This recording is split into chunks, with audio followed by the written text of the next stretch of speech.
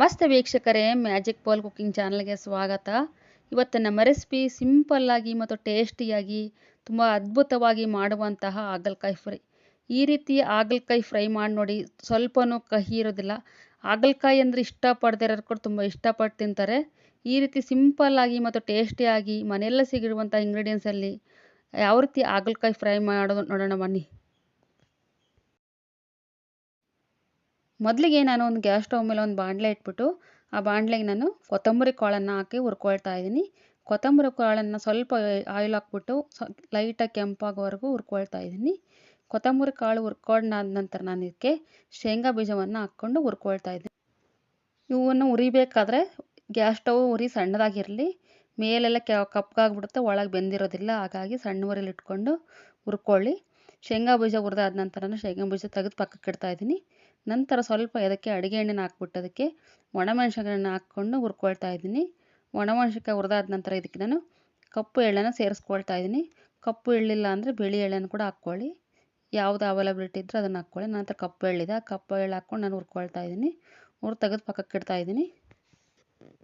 ನಂತರ ಅದೇ ಬಾಣಲೆಗೆ ಇನ್ನಷ್ಟು ಸ್ವಲ್ಪ ಎಣ್ಣೆ ಹಾಕ್ಬಿಟ್ಟು ಅದಕ್ಕೆ ನಾನು ಹಾಗಲಕಾಯಿ ಹೋಳುಗಳನ್ನು ಸೇರಿಸ್ಕೊಳ್ತಾ ಇದ್ದೀನಿ. ಹಾಗಲಕಾಯಿ ಹೋಳಿಗೆ ಹಾಕ್ಕೊಂಡು ನಂತರ ಅದಕ್ಕೆ ಒಂದು ಅರ್ಧ ಟೀ ಸ್ಪೂನಷ್ಟು ಅರಶಿನ ಪುಡಿ ಹಾಕ್ಬಿಟ್ಟು ಮಿಕ್ಸ್ ಮಾಡ್ಕೊಳ್ತಾ ನಾನು ಕೆಂಪಾಗುವವರೆಗೂ ಹಾಗಲಕಾಯಿನ ಹುರ್ಕೊಳ್ತಾ ಇದ್ದೀನಿ.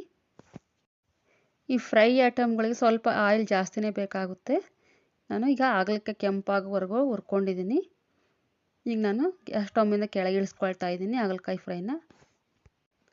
ನಂತರ ನಾನು ಒಂದು ಮಿಕ್ಸಿ ಜಾರ್ ತೊಗೊಂಡ್ಬಿಟ್ಟು ಅದಕ್ಕೆ ನಾನು ಹುರಿದಂತಹ ಕೊತ್ತಂಬರಿ ಕಾಳು, ಶೇಂಗಾ ಬೀಜ, ಒಣಮೆಣ್ಸಿನ್ಕಾಯಿ ಹಾಕ್ಬಿಟ್ಟು ನಾನು ಮಿಕ್ಸರ್ಗೆ ಹಾಕ್ಕೊಳ್ತಾ ಇದ್ದೀನಿ. ಅದಕ್ಕೆ ನಾನು ಸ್ವಲ್ಪ ಉಪ್ಪನ್ನು ಸೇರಿಸ್ಕೊಂಡಿದ್ದೀನಿ. ನಂತರ ಸ್ವಲ್ಪ ಜೀರಿಗೆ ಸೇರಿಸ್ಕೊಂಡಿದ್ದೀನಿ. ಒಂದು 4-5 ಹೆಸರು ಬೆಳ್ಳುಳ್ಳಿ ಹೆಸರುಗಳನ್ನು ಸೇರಿಸ್ಕೊಂಡು ನಾನು ಮಿಕ್ಸರ್ ಮಾಡ್ಕೊಳ್ತಾ ಇದ್ದೀನಿ.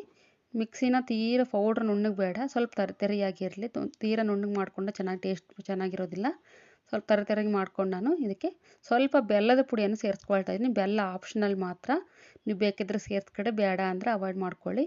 ನಾನು ಸ್ವಲ್ಪ ಲೈಟಾಗಿ ಬೆಲ್ಲದ ಪುಡಿ ಹಾಕ್ಕೊಂಡು ಸೇರಿಸ್ಕೊಂಡು ಮಿಕ್ಸ್ ಮಾಡ್ಕೊಂಡಿದ್ದೀನಿ.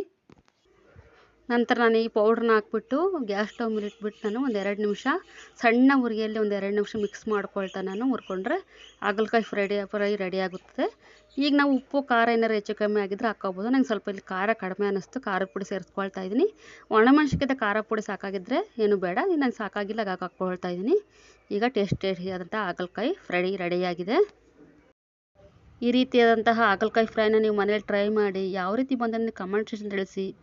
ನನ್ನ ವಿಡಿಯೋನ ಇಷ್ಟ ಆಗಿದ್ದರೆ ದಯವಿಟ್ಟು ಲೈಕ್ ಮಾಡಿ, ಶೇರ್ ಮಾಡಿ, ಸಬ್ಸ್ಕ್ರೈಬ್ ಮಾಡಿ. ಮತ್ತು ಹೊಸ ರೆಸಿಪಿಯೊಂದಿಗೆ ಮತ್ತೆ ಮುಂದಿನ ವಿಡಿಯೋದಲ್ಲಿ ಭೇಟಿಯಾಗೋಣ. Okay, take care, bye bye my dear friend.